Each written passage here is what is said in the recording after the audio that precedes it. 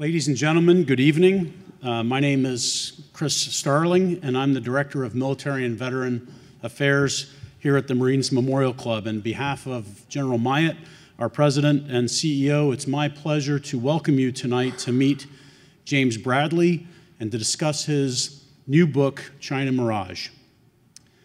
So this is not a Barnes & Noble bookstore. We're at the Marines Memorial Club, and I know that all of you know who James Bradley is, so he's not going to need a very long introduction.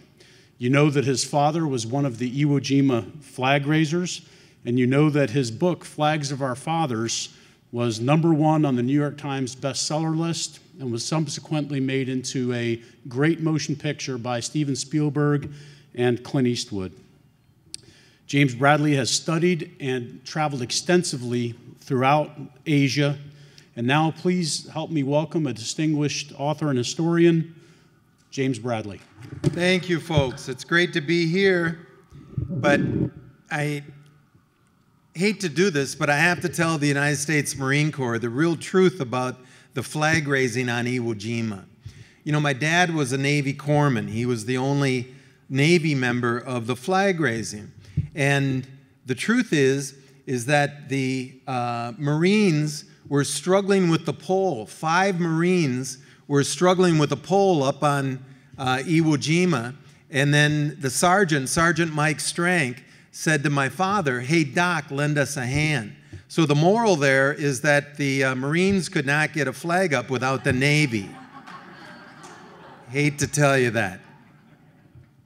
But thank you for having me. My 4th book, The China Mirage, and it's about a lot of myths in American history. The China Mirage recalls U.S. relations from George Washington to Richard Nixon. And the China Mirage refers to this intellectual stumbling block in the American mind about the biggest country in Asia, China. And it's the idea that Americans for generations have hoped and prayed and believed that old China is going to go away. We don't really like how China is conducting its affairs. And a new China is going to arise. And this new China is going to be a little easier to get along with, a little more hip, a little more modern, a little more westernized, Americanized, and pray to Jesus, hopefully Christianized. And this idea, this mirage, has been in the American mind for generations, but it's a mirage that has no roots in Asia. Now, this is not just some small intellectual concept. As you'll see, the China Mirage has resulted in over 200,000 American combat deaths in 3 preventable wars: World War II in the Pacific, Korea, and Vietnam. The China Mirage has distorted U.S. domestic politics. McCarthyism is rooted in this China Mirage. And it has warped U.S. foreign policy. I mean, incredibly enough, for 30 years of your and my lifetime, the United States State Department said to the world, hey, look at those billion Chinese in China on the mainland. They're not real Chinese. Let's look over here to this rock in the Pacific, Taiwan. This is the true China. This is the American-loving China, and we only recognized Taiwan and ignored for a generation those billion Chinese on the mainland. That's a distortion of U.S. foreign policy. So that's a little summary, but let's put some meat on the bones. The Statue of Liberty, symbol of liberty. We've all seen this in our history books. You know, there's many other pictures that many other things that were happening at the same time that we're not as eager to show. Here's a picture of the Chinese being cleaned out of Chinatown. So at the same time that we were putting up a statue saying we welcomed everyone into our mosaic, we were also ethnic cleansing the Chinese out of the United States. This is the story. The Chinese from the Pearl River Delta heard about Gold Mountain, the gold rush in California. And they came here in great numbers. The Chinese were very skilled miners, and they mined more efficiently than the white miners. And this created a lot of animosity. And as you probably know, there were a lot of new laws to restrict the Chinese ability to mine. And then along came Abraham Lincoln and the desire to have a transcontinental railroad. Well, white laborers worked on the railroad. Some started in the east going west, and some started in California going east. The white laborers in California hit the Sierra Nevada mountains, that hard granite, and they threw down their picks in defeat.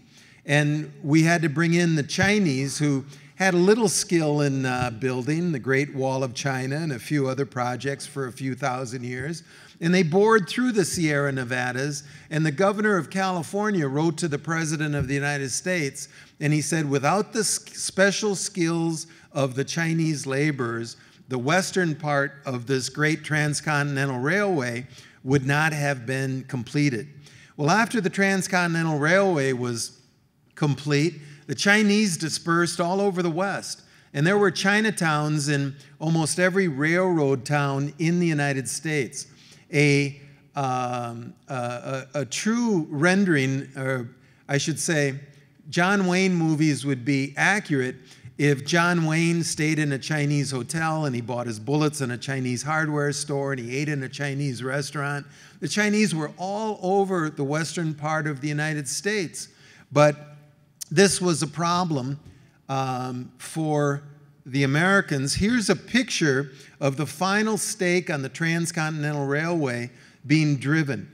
You'll notice that it only has whites in the picture.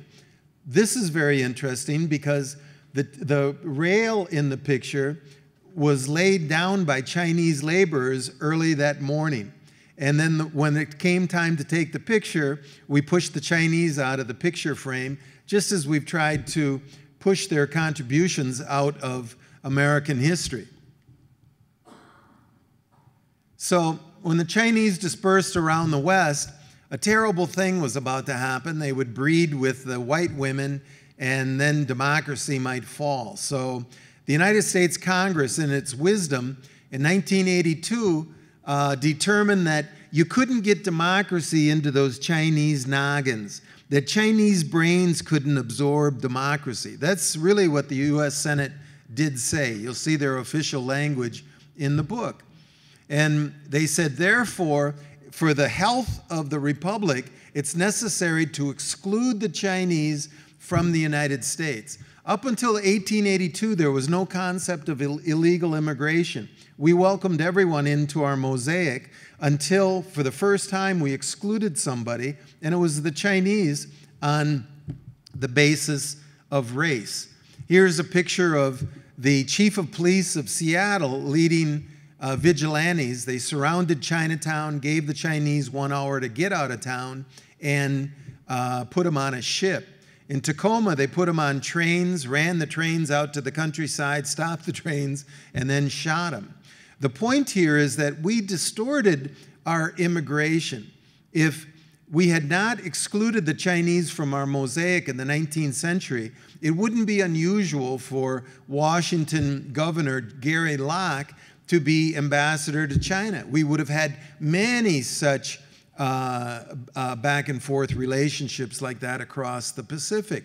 We would have a wide bridge of understanding between the United States and China rather than the narrow, rickety bridge that we have right now.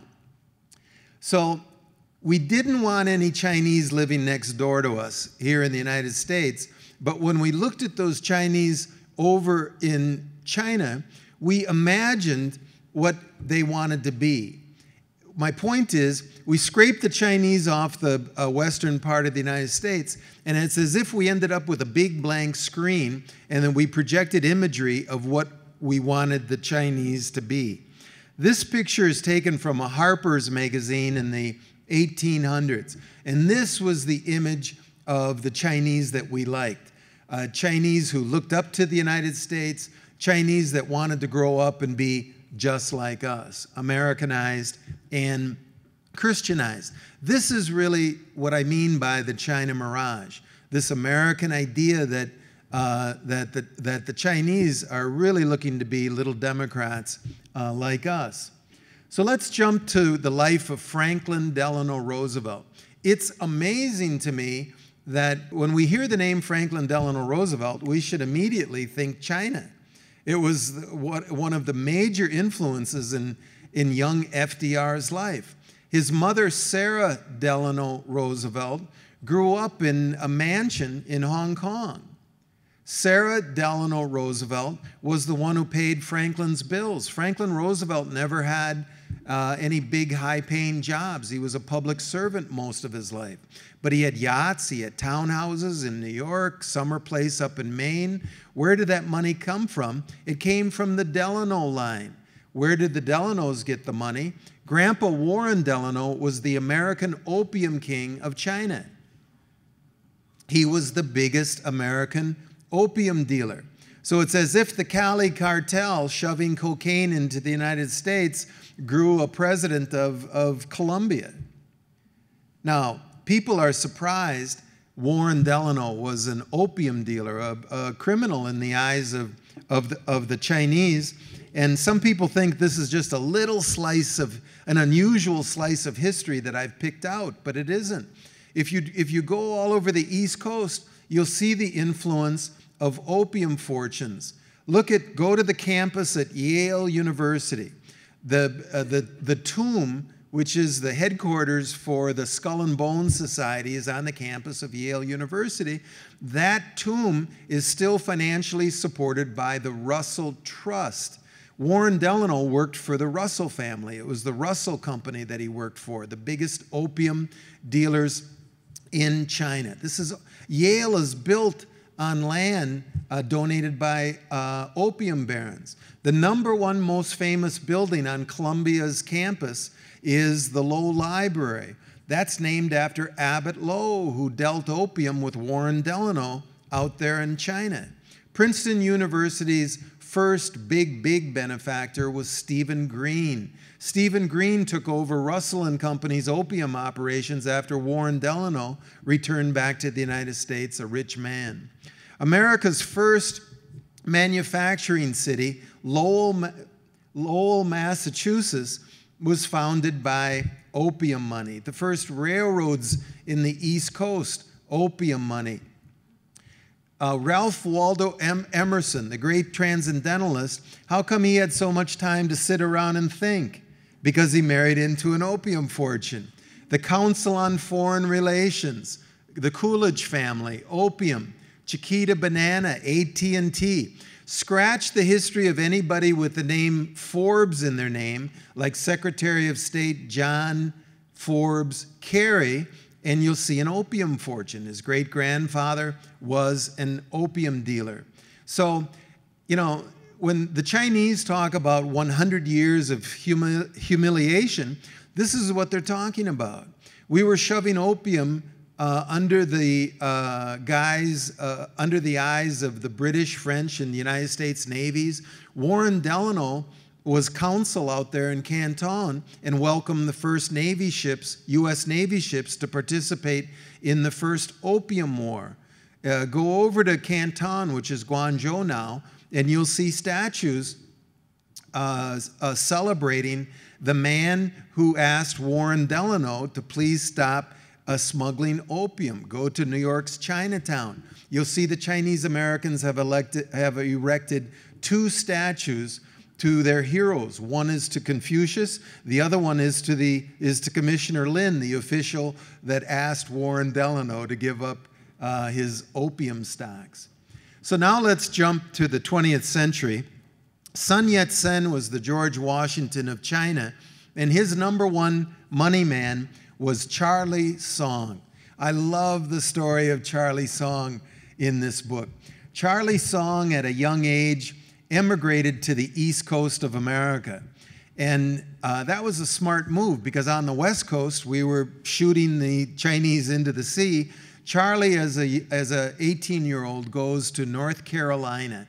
And Southern Methodists in North Carolina convert him, and the newspapers hail this. Charlie Song is the only North Carolinian Chinese Christian, the newspapers say. And the Southern Methodists in North Carolina think Charlie is going to go back as a missionary and help with this new China that's going to be grown. China is going to be Americanized, Christianized. Charlie's song is going to help out. Well, Charlie goes back to China, and he quickly realizes what the American missionaries won't admit, and that is very few Chinese want to be Christianized and Americanized. So Charlie's a smart guy. He sees the missionary pipeline of money going to China. Millions of dollars from American pews going to China. Nothing happening in China. The Chinese aren't converting, but American missionaries are writing letters back, the China Mirage, saying for just a few more dollars, the Chinese will eventually become Christianized. Charlie Song sees that pipeline and he decides to tap into it. Charlie makes a deal with the American Bible Society to print Bibles in Shanghai. The missionaries are buying Bibles from Charlie to pursue the dream, and Charlie gets rich on the China Mirage. Charlie Song has a remarkable family, brilliant kids. The famous song sisters, Ailing, Qingling, and Meiling Song, and a brilliant son, TV Song. And Charlie educates his children in the United States at Harvard, Wellesley, and Wesleyan University. These 4 kids spend a combined 40 years, 4 decades in the United States being educated, and they're the only Chinese in their universities. And in talking to their American classmates, they quickly understand Americans don't know much about China, but they believe this mirage that China's about to be Christianized. And just like their father, they figure out a way to tap into that missionary pipeline for great riches. At this time in the early 1930s, China's future was being tussled over by Mao Zedong and Chiang Kai-shek. What I didn't realize till I wrote this book is that even before Franklin Delano Roosevelt came into office in 1933, Mao was a winner and Chiang Kai-shek was a loser. You'll see in the book that Mao and Chiang fought titanic battles in the early 1930s. Millions of dead, millions of casualties. And Mao Zedong beat Chiang Kai-shek every single time. Mao was a winner, but Mao didn't get any publicity in the United States. We didn't know this because the Song family had taken over the job of propagandizing for Chiang Kai-shek. Ailing Song, the leader of the Song family, called in Generalissimo Chiang Kai-shek and said, look, China's richest family, we Songs, will ally with you against Mao Zedong under 4 conditions. Number 1, you put my husband in as your prime minister. Number 2, you put my brother in as your treasury secretary. Number 3, you marry my younger sister. And number 4, we're going to convert you and make you a Christian. So Ailing Song puts her family in Chiang Kai-shek's bedroom, pockets, and office and makes him a Christian. All of a sudden, you have this imagery of Chiang Kai-shek, who's basically a little Hitler warlord reading the Bible. And Americans are seeing this, and oh my God, the China Mirage is about to come about. All we have to do is support Chiang Kai-shek, and this China Mirage will happen. So you begin to see images like this. Chiang Kai-shek and Meiling Song married, front page of New York Times. Oh my God. Older pictures of Chinese being married were studies in strangeness. Pagans with long fingernails and ponytails and man dresses. Now all of a sudden, here's a Brooks Brothers wedding. They played Christian hymns at the wedding. The China Mirage is about to happen. China's about to be Christianized. Well, the truth in China was that Mao Zedong was rising and Chiang Kai-shek was falling. Chiang Kai-shek was kidnapping his soldiers. He would strip them nude, tie them up, and walk them away from their provinces so they wouldn't run away. He'd strip them nude at night so they wouldn't escape. He had horrible desertions and fatalities in his army. On the other side, people were walking over the mountains to join Mao Zedong's movement. But America didn't get that message. the message from China came from the Song family. TV Song was a Harvard graduate.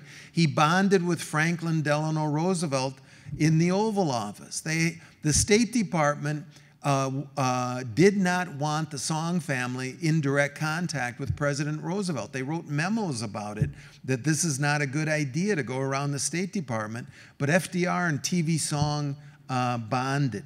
FDR would later give Chiang Kai-shek and the Song family more money than we spent on the atom bomb. They were very successful in their lobbying. And again, FDR saw imagery and heard stories of how Chiang Kai-shek wanted to put a New Deal into China.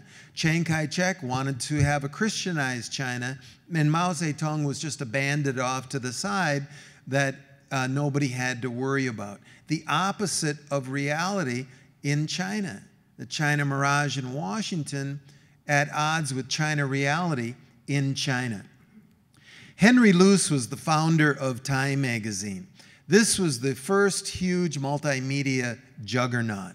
And Henry Luce was born in China, the son of missionaries. And Henry Luce did everything he possibly could to promote Chiang Kai-shek, who he promoted as America's great Christian leader. He used the great resources of his multimedia empire to promote the Christian dictator, Chiang Kai-shek. Incredibly, Henry Luce put Chiang on more Time magazine covers than he put Franklin Delano Roosevelt or Winston Churchill. By the way, the name of my book is The China Mirage. Winston Churchill called it the Grand American Illusion. He said to one of his generals, he said, when I went to America, if I learned anything, it was the word China. China stands out in the American mind. They mention Chinese armies in the same words as the Russian, in the same sentences with the Russian armies. Over and over, Churchill warned his generals to beware of the grand American illusion in the American mind, the China Mirage. The #1 author of the 1930s was a daughter of missionaries in China. Her name was Pearl Buck. She wrote the Good Earth. The Good Earth was the only book of the 20th century that was #1 for 2 years in a row. This is beyond a blockbuster. This was one of the biggest selling books ever. Now, this is very interesting. It's the 1930s. There's very few Chinese in the United States. They're huddled in their Chinatowns. It's illegal for a Chinese to come here. We don't want any Chinese living next door to us. But Pearl Buck writes a book about these lovable Chinese, and Americans fall in love with them. This is what I'm saying. We love those Chinese over in China that wanted to be like us. We loved the myth. We loved the mirage. Pearl Buck becomes a supposed expert on China. She gives speeches. One speech at the University of Virginia, she explained that Chinese and Americans are almost exactly alike. They differ in skin, but we both are from huge countries, deserts, plains. We eat many of the same grains, and you'll find that the Chinese hearts beat just like the American hearts. They want to be just like us. Pearl Buck. When the movie The Good Earth was made, they couldn't have Chinese characters because there were laws against whites touching or kissing a Chinese person on screen. So the Chinese characters were Americans in Chinese makeup.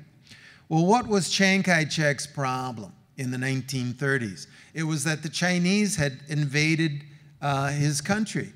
And after the rape of, I want to say something I learned in this book.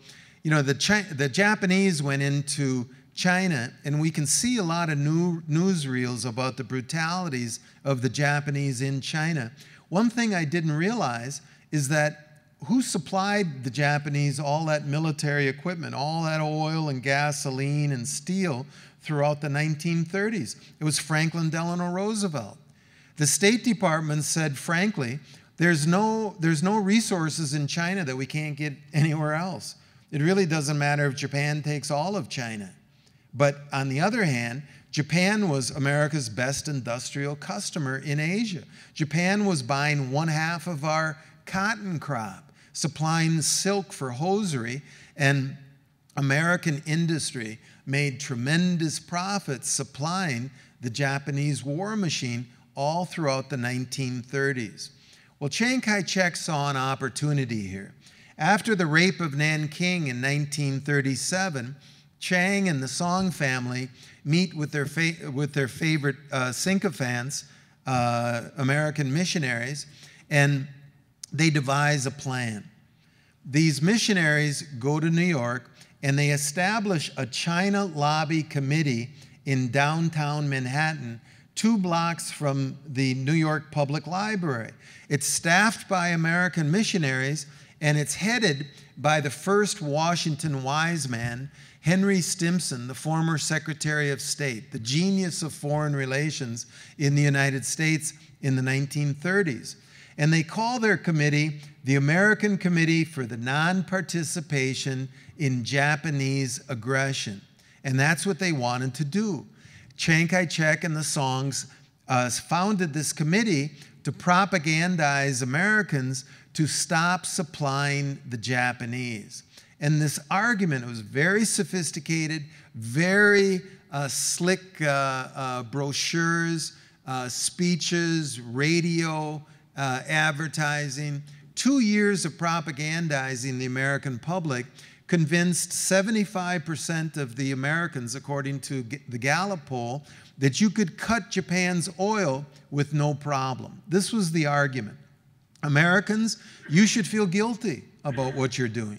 You're supplying the Japanese war machine that is not only killing the Chinese, but it's keeping China from being an Americanized, Christianized country. And if America doesn't have to go to war, America doesn't have to fight anybody, we can make just like a Gandhi move, just cut Japan's oil, and this is what will happen. The Japanese military will be humiliated and they will retreat from China. A new China will rise, that Christianized new China. And Henry Stimson said, is there a chance that the Japanese would retaliate against us? Oh, no, no way. The Japanese would never do anything like that. We only look for peace. This is a peace plan, America. So they produced brochures with names like this: Shall America Stop Arming Japan? This is my favorite pamphlet, America's Share in Japan's War Guilt. Wow, look at the cover. Japanese planes dropping Japanese bombs on the Chinese, but the bombs are made from American steel, and there's gasoline in the Japanese airplanes. Hey, I'm an American. America's share in Japan's war guilt? I have a share in the guilt of, wow. Japanese bombs made from U.S. steel. What's going on here? Look, Uncle Sam is the armorer of Japan. Oil for the death of China. Boycott the aggressor. Disgraceful to do nothing. Well, Franklin Roosevelt disagreed. Roosevelt said to cut off oil to Japan would precipitate war in the Pacific. The United States will not shut off oil to Japan and thereby force her into a military expedition against Indonesia. There was no Indonesia at that time. It was called the Dutch East Indies, but I just changed the name to bring it up to date. So FDR said, hey, you cut off oil, the United States is going to have a war in the Pacific. We're going to get involved. I don't want a war in the Pacific. I have a Europe first policy. I want to help Winston Churchill confront Hitler in Europe. And to do that, I have to keep peace in the Pacific because I'm withdrawing my military resources out of the Pacific. And there will never be a war in the Pacific if I continue to supply Japan with oil. Japan was buying 80% of their oil from the United States at that point. And Roosevelt knew there would be no war if he kept that tap open because the Japanese were dependent on it. The State Department agreed with him. They said, if you cut off Japan's oil, Japan will go down to Indonesia and America will be involved in a war. Well, as I said, 75% of the American public is bamboozled into this idea that you can easily cut Japan's oil with no blowback. And now again, what they were focused on, the argument with Japan wasn't over silk or cotton or anything. It was about China. For generations, we had been dreaming about the rise of new China, Christianized, and it will happen if we just get the Japanese off the Chinese back by cutting the oil.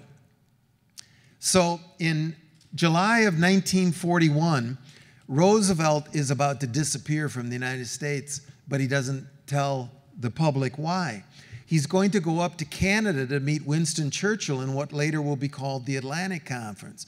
Churchill's at war. There's wartime secrecy. We're not at war. But Roosevelt is about to go to Canada. He's about to leave. And you'll see in the book that there were rock and roll cabinet meetings where his cabinet members were arguing with him that it's immoral to keep selling Japan oil. And Roosevelt, the brilliant politician, knew that 75% of the public was against him on this. So he makes a final appeal to Americans. He stands up at Hyde Park, and Roosevelt makes a speech. And FDR says to Americans, "You might ask, why are we selling Japan oil, helping Japan in what looks like an act of aggression? Well, Japan doesn't have oil of their own. If we had cut their oil off, they probably would have gone down to Indonesia a year ago, and you would have had war. Therefore, there is a method in letting oil go to Japan with the hope, and it's worked for 2 years, of keeping war out of the South Pacific." Here you have Franklin Roosevelt saying, "I have kept the peace in the Pacific for 2 years. We can continue to have a peace, no war in the Pacific, but you got to keep the oil spigot open." He thinks he's made his case, and then he gets on the presidential yacht. People on shore off the coast of Connecticut see the president waving to them goodbye. He's going off on a 10-day fishing trip, but that's not the president. It's a double. The Secret Service had put Roosevelt on a destroyer and ran him up to Canada. Now, it's August of 1941. The big cat is away, and the China lobby influenced mice within Roosevelt's administration decide to play. The first wise man, Secretary of War Stimson, says Japan would never attack the United States. The number 2 wise man, Assistant Secretary of State Dean Acheson, says no rational Japanese would ever attack the United States. And these guys, with some other Confederates you'll see in the book, cut Japan's oil. Now they do it 3-4 levels down from FDR. FDR at his, he's up in Canada, the Secretary of State is in West Virginia, much of Washington is gone, it's August 1941, no air conditioning, Roosevelt's out of the country, nobody knows where he is, a lot of things came together here. And Roosevelt can see that the State Department is continuing to approve oil to Japan. But 3-4 levels down below those approvals, these Washington wise men, geniuses, do the moral thing, they think, and they cut Japan's oil. You know what, folks? I got a degree in East Asian Studies many years ago. I didn't know till I researched this book that the President of the United States did not know for 30 days that Japan's oil had been cut. 1 month went by. Now, this isn't a small thing. The number 1 thing Roosevelt said would make a war in the Pacific is cutting Japan's oil. That number 1 thing had been done, and the President of the United States did not know for 1 month. Well, so we cut Japan's oil, and guess what? In Japan, their leader's hair was on fire. The advisors to Hirohito said, Japan is going to be an industrialized beach whale. We don't want to fight the United States, but we don't have a chance here. We don't have a choice here. We have to go strike out. No oil, no Japan. We've got to go south to Indonesia. And the plan was to hit Pearl Harbor as a sideshow. Some Americans think of Pearl Harbor as the invasion of the United States. It wasn't. Japan could have taken Hawaii in about 2 minutes. They didn't want to invade the United States. They just wanted to hit the Navy to stop it from interfering with their thrust for the precious oil that they had to go get now because the wise men cut the supply. So Franklin Delano Roosevelt is up in Canada singing "Onward Christian Soldiers" with Winston Churchill. They're making detailed plans for war across the Atlantic. They're not discussing the Pacific because Roosevelt said to Churchill, "Don't worry, there will be no war with Japan. I'm feeding them oil. They will never attack us." Roosevelt didn't know that he had been stabbed in the back by these China lobby-believing administration officials who continued to propagandize that American and Chinese interests were aligned, and you can help China by cutting that Japanese oil. So guess what the Japanese did? They did exactly what Franklin Delano Roosevelt had anticipated. They went south for oil in Indonesia, which involved us in a Pacific war, a preventable war. Yes, my dad raised the flag in Iwo Jima. Yes, I learn now my father was involved in a war that Franklin Roosevelt had prevented for 2 years and was sure would never happen if he was allowed to keep that oil open. So I agree with Franklin Delano Roosevelt. World War II in the Pacific was an entirely preventable war. So now we get into World War II, and I wanted to talk about this. American school children are being told that the United States went into World War II to help Winston Churchill defend democracy against Hitler. And I don't know when that happened. December 8th, we declare war on Japan. December 9th, Churchill's begging us to get involved in Europe. No, we're not. No. December 10th, no, we're not declaring war on them. It wasn't until Hitler rashly declared war on us that we got involved in Europe. World War II came to the United States from Asia. And it came to the United States from Asia because we were looking at that China Mirage. So in World War II, Mao Zedong is again, the mandate of heaven is moving to Mao.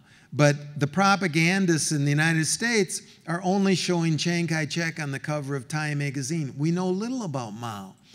John Service of the State Department goes to meet Mao and is the American official who talks with Mao the most in 1944, 1945. John Service was fluent in 4 Chinese dialects. He had been born in China. He was a brilliant guy, and he saw that the mandate was moving to Mao, that Mao would be the next emperor. And Mao is saying to John Service, and you'll see it in the book, he says, hey, Mao says to the United States State Department, I'm going to be the next emperor. Chiang Kai-shek's going to fall away. You're supporting the wrong horse, and he's raking you over the coals, number one. Number two, I want to be an ally of the United States. Why do I want to partner with the Soviet Union? Germany is killing Russia. Russia doesn't have the money like the United States does. I'm Mao, a practical guy. I want to ally with the United States. And you'll see in the book that Mao paints the relationship that exists right today between China and the United States. Mao says, I've got this huge labor force that's hardworking and can be well educated. You have the capital and the technology. We have a symbiotic relationship here. We got to put this together. Mao says there can be no disagreements or misunderstandings between the United States and China. Our interests run together.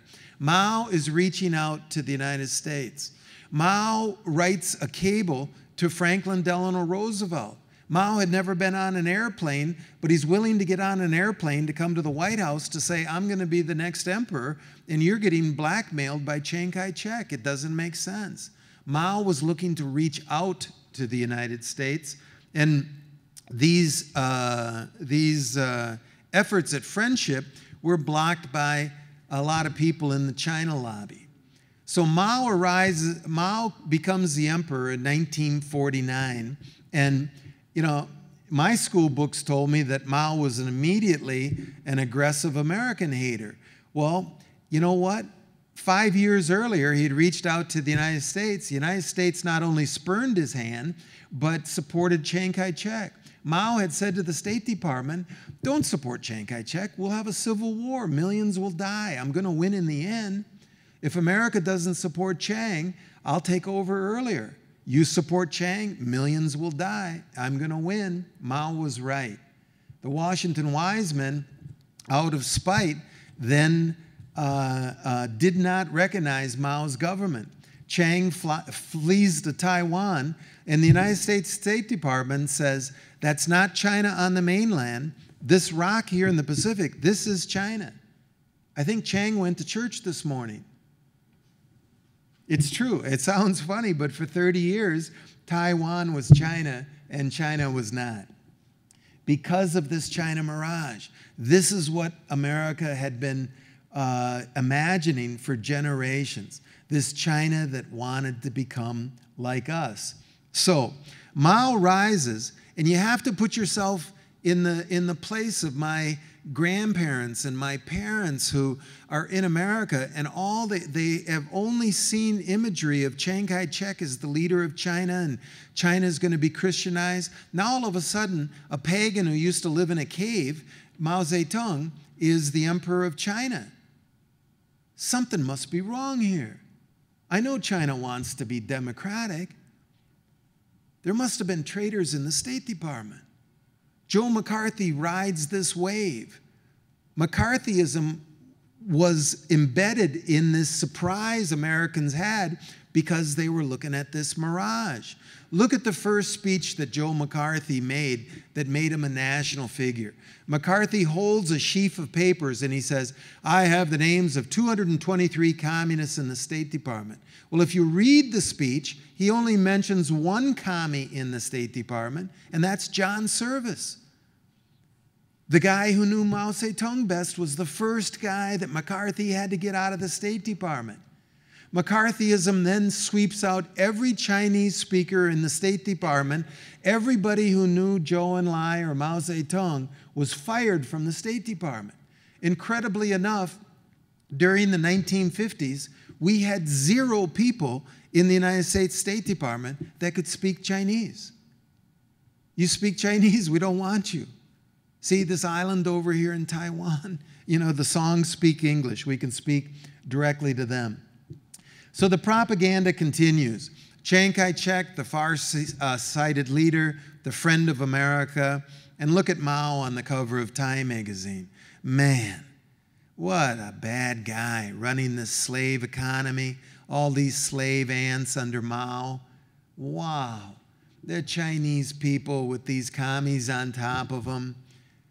No smiles in China anymore, according to the American press, once that China Mirage bubble had been popped.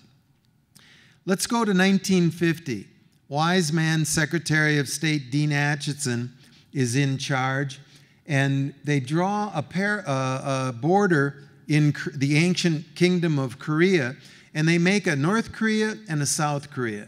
Well, South Korea invaded the North invaded the South. It was back and forth, tit for tat. Then the North comes in heavy duty. They push the Koreans and the Americans down the peninsula. The Americans and the South Koreans pushed the North Koreans back to the 38th parallel. And at that point, we could have declared victory, and a tiny little Asian war, civil war, would have been finished. But Dean Acheson says, let's roll back communism. We made a mistake with Mao. We should have hit him harder. Let's roll back communism. Let's roll across the 38th parallel up to the Yalu River, up to the border of China. Well, guess what? The Japanese invaded China through that same border. China had just suffered 20 years of Nazi-like domination because the Japanese came over that border. Mao Zedong had a tired Civil War experienced country. He didn't want to fight the United States military. Mao calls in the Indian ambassador and says, send a message to Harry Truman. This is Mao's second outreach to a president. Send a message to Harry Truman that he can't have MacArthur go over the 38th parallel. If he does, I'm going to have to get involved. I can't let the U.S. military go up to the Chinese border General MacArthur was on the front page of the New York Times threatening atomic warfare against China. Mao said, I don't want to fight. Let's just, stay where you are. No fighting between China and the United States. I don't want to fight you. Dean Acheson says, ho, ho, ho, even though he'd never been to Asia, says Mao's bluffing. He greenlights MacArthur. MacArthur goes over the 38th parallel. Mao enters the war. A tiny little Asian civil war becomes a big, big, bloody war because we don't understand China. That's the second war of the 20th century because we misunderstand China. Oh, Ho Chi Minh. Man, no friend of Time magazine. Well, Ho Chi Minh is doing what Mao Zedong did. He wrote 7 letters to Harry Truman saying basically what Mao had said. I want American capital and technology. I've got Vietnamese workers. The relationship that exists right now between Vietnam and the United States, that's what Ho Chi Minh was pitching to Harry Truman. 7 letters. They exist. You can read them. Dean Acheson never answered any of the letters. Instead, Acheson gave the first $10 million to the French military to fight Ho Chi Minh. We're all proud of the Marshall Plan. We get taught the Marshall Plan in school. One little detail is left out. Harry Truman gave the French more money to fight Ho Chi Minh than he gave the French for democracy in Europe. We get into the Vietnam War. We slip and slide into the Vietnam War. Dwight Eisenhower creates a Potemkin country called South Vietnam. When I grew up, I thought there was a country called South Vietnam. South Vietnam was a CIA front. It was never a country that had like a tax base and citizens that paid taxes in, and it wasn't like that. It was an American-supported front that used the military to control its territory. It wasn't a legitimate government. I'm over in Vietnam researching now, and I have Vietnamese saying, boy, you Americans have got a lot of imagination. You drew a line across my country. All of a sudden, I can't go visit my uncle because he lives in something called North Vietnam and I live in something called South Vietnam. He says, you convinced the New York Times of this. You failed to convince us. We have one country. We're Vietnamese. McGeorge Bundy, National Security Advisor to Lyndon Johnson and John F. Kennedy. On McGeorge Bundy's White House desk was a picture of Henry Stimson, the first wise man that got us into World War II in the Pacific. McGeorge Bundy believed in the domino theory. What was the domino theory? It wasn't a theory about Vietnam. It was a theory about China. The theory was, once China gobbles up Vietnam, it's going to gobble. LBJ said, what's going to happen if China gobbles up that little itty-bitty Vietnam? What's going to happen to all those other little itty-bitty countries? This is a theory, again, in Washington about how China thinks. It's a theory that is not based in reality in China. China didn't have these designs. But McGeorge Bundy was such a brilliant wise man that he designed the bombing campaign of Vietnam without ever visiting the country. Now listen to the words of Lyndon Johnson. In the late 1940s, early 1950s, Lyndon Johnson saw the Who Lost China knife fights that McCarthy started and saw that Harry Truman didn't run for re-election in 1952 mostly based on this Who Lost China hysteria. So Johnson sees a Democratic president fall because Congress is asking who lost China, right? So Johnson, 2 days after the Kennedy assassination, has his first meeting on Vietnam. And Johnson walks into the room and blurts out, I'm not going to be the president to lose in Vietnam. I'm not going to be the president to see Vietnam go the way that China went.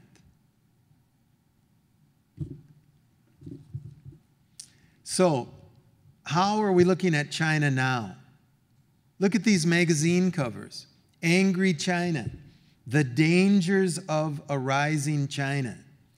You know, the United States military is much larger than the Chinese military, but We can't see imagery like that of our boys in uniform. America's fear of China, China's crackdown. You know, the Chinese leadership is putting about 50, 60 million people into the middle class every year. It's the biggest wealth generator in the history of the world. The Wall Street Journal the other day said that much of the world wealth, something like 60% of the world wealth generated in the world shared by Americans and many other countries is a result of China's productivity. Some pretty smart managers over there in China, but this is how we're looking at them. Folks, I don't think we can look to our media and to our government regarding an accurate view of China. That's the message of my book, and I prove it in the 350 pages, that the media has continually distorted what China is, and our government has refused to look at the reality of China. I'm making no pitch for those poor Chinese in China. I didn't write this book so that we could help the Chinese over there in Asia. I wrote the book so that the United States could stop shooting its collective feet off in Asia. I'm talking about 200,000 dead Americans because we refuse to just look at the reality of China. 3 preventable wars, McCarthyism. You know, my dad taught me how to drive, and I think that if we were out on humanity's highway in the American car, we'd see that the biggest vehicle on humanity's road is China. It's 1/4 of humanity. And we're having discussions in the front seat about we don't like the driver of China's car, or maybe we don't like the color of that Chinese truck. And it's as if our leaders are looking at their cell phones of imagery of how we want China to be rather than how China is. That's all I'm asking for, is a realistic view of China. China is not this third world country rising and we're going to sit around and wonder how it turns out. China, for almost all of human history, has been the biggest, strongest, richest entity in the world. It's only since the Industrial Revolution that China has tripped. It's just getting back to its traditional leadership.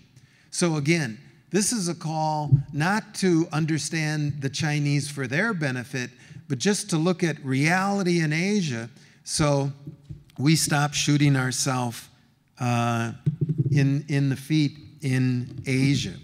Now, the last thing I'd like to say is, isn't that a beautiful book cover? I'm not responsible for it. Little Brown Publishers came up with this through their art department, and it really symbolizes the movement within China and America. And folks, I didn't know the photographer of this photo. He took it in 1945, and he's with us today. He's in the front row. His name is David Robertson. And David, stand up. Thanks for a nice book cover.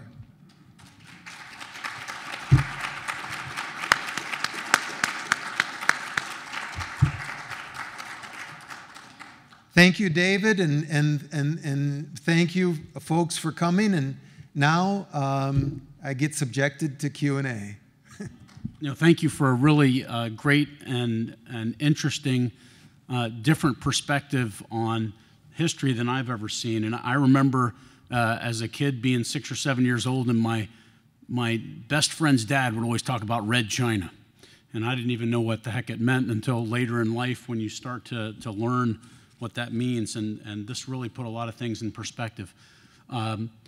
One of the photos that you showed with Roosevelt and Churchill meeting in the Atlantic Conference, behind them were Admiral Ernest King and George Marshall.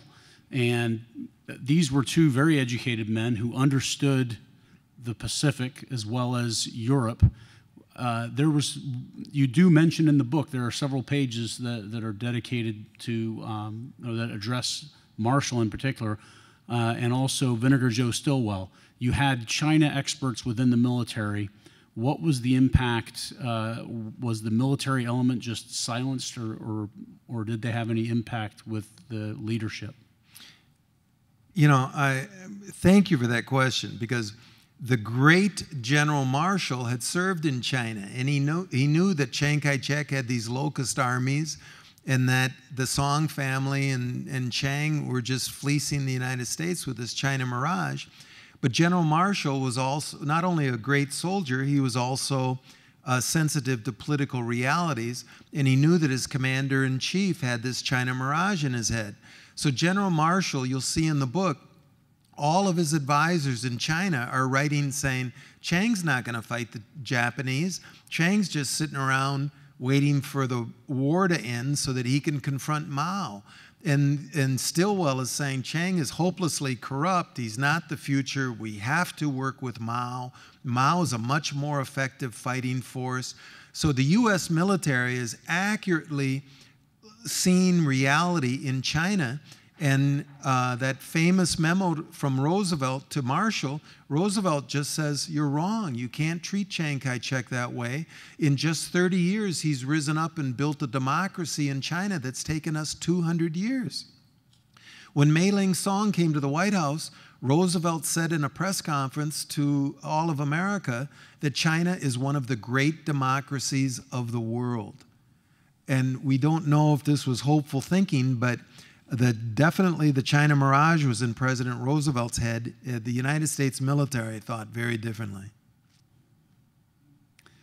One of the most interesting figures in history from that time, and you touched on it briefly in your presentation, was Madam Chiang Kai-shek. There are several questions about her role in this and her influence, both at home with the people of China and in the U.S. in particular. Can you expand on that? Well, older sister Ai Ling Song told Mei Ling, you're going to marry Chiang Kai-shek. The middle sister thought this was horrible and kind of broke off from the family and supported Mao. But Madam Chiang Kai-shek was in this kind of dynastic royal marriage with Chiang Kai-shek. The families were bound up together, and she was an extremely effective propagandist. She broadcast to the United States, wrote articles in American magazines, was often quoted, and it was as if a nice, fresh Wellesley college girl had taken over China and was guiding it along. And she was central to this China Mirage. Henry Luce, in the book, you can see that he chooses her as the most likable symbol for Americans, and he invites her to America to go on a tour. And she gets up in front of Congress and she says the China Mirage. She says, if the Chinese people could speak to you in your own tongue, they would say that the number one thing we want to do in China is embrace American ideals. We're in this together and we want to be just like you. So she knew what bells to ring. She rang them really well. Harry Truman is quoted in the book as saying, all the Songs and Chiang Kai-shek were all thieves, and I'd like to see all of them in jail, and I hope to live to see the time they are. The export of American steel to China and also providing oil, or not to China but to Japan, steel being exported to Japan and oil being exported to Japan, and that heavy trade supporting the war machine, the Japanese war machine in China at the time. From your discussion, I got the opinion that you thought that Roosevelt should have stayed on that course. We keep feeding the bear that the damage from Japan against China would have been less globally than cutting it off and causing the Second World War in the Pacific. Is that kind of looking at China as kind of an expendable region at the same time? Yes, but it's not my opinion. It was the opinion of Franklin Delano Roosevelt and Secretary of State Hall. They did a hard dollars and cents evaluation that China had no resources that we couldn't get elsewhere.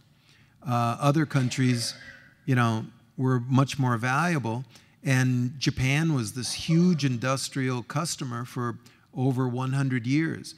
So as I said, FDR's strategy was, I can't fight two wars in two theaters. I only have enough Navy for one theater. I'm going to work with Churchill against Hitler first.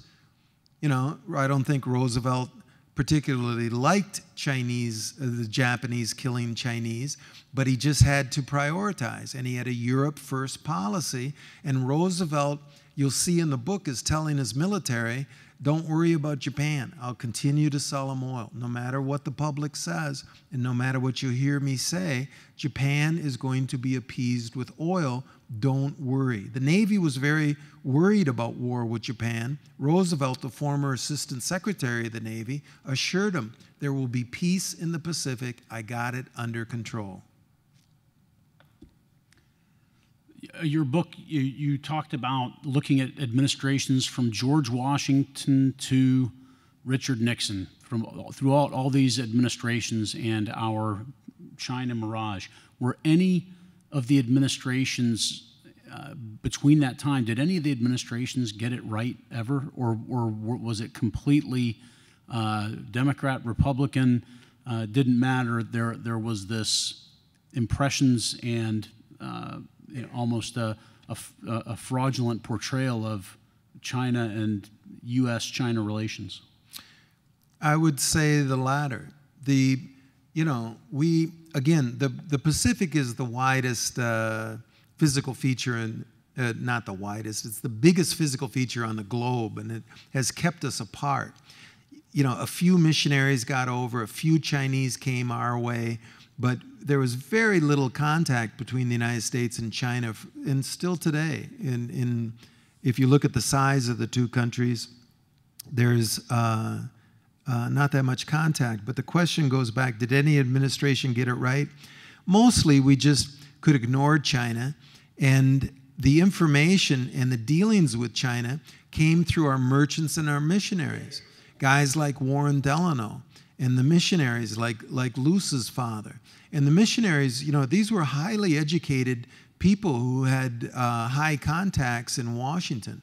And there was that missionary Mirage with millions of dollars flowing across the Pacific. That was the main relationship for all those years, rather than a Washington taking the lead. It was more the missionaries.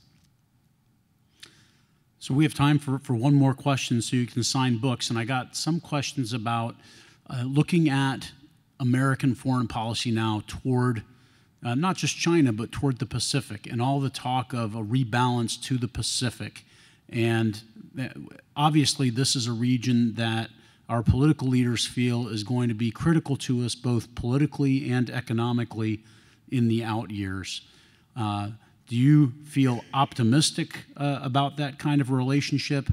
And from your studies and research, what is your personal opinion on Taiwan? Is that something that we will ever be able to let go, as it's China's really #1 foreign policy issue? Taiwan's part of China, and it'll become part of China. It's just a few of us old folks have to die off, and in another couple generations, it'll be like Hong Kong. It'll revert back to China. In terms of the future of China-American relations, there's nobody at the top level of the Obama administration who can reach out to China based on experience, school ties, having lived in China, or speaking Chinese. Nobody. Now again, I'm not saying this to help those poor Chinese. I'm just saying 1/4 of humanity is Chinese.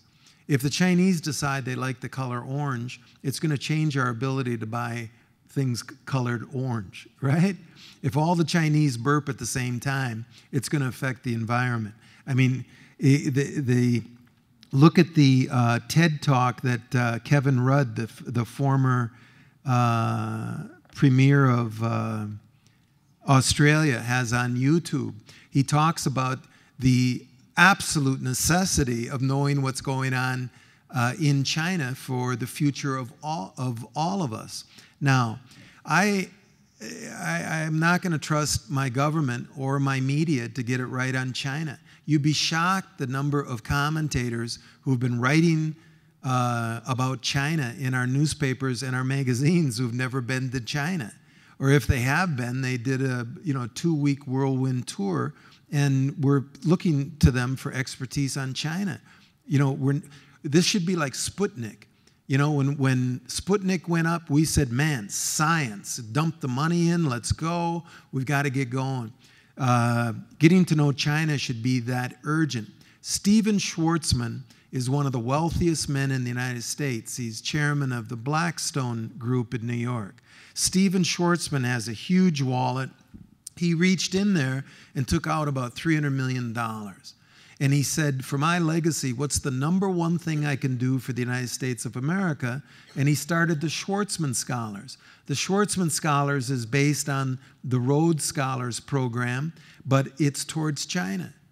Stephen Schwarzman, a very smart guy, does not trust the government or the media to get it right. He wants to grow a crop of American kids who will have those ties of language so that we can build a bigger bridge. That's all I'm asking for. We don't have to like what China's doing, but we just have to build a bigger bridge, have some communications so we can understand where the world's biggest truck is headed on that road of humanity. James Bradley, thank you so much for presenting this. Thank you. This is not your first time at the Marines Memorial, and I know it won't be your last time. We welcome you, and James will stay and sign some books. Thank you all for coming and supporting the Marines Memorial and the Meet the Author series. And we'll see you next time on the 6th of May. Thank you. Semper Fi. Well done.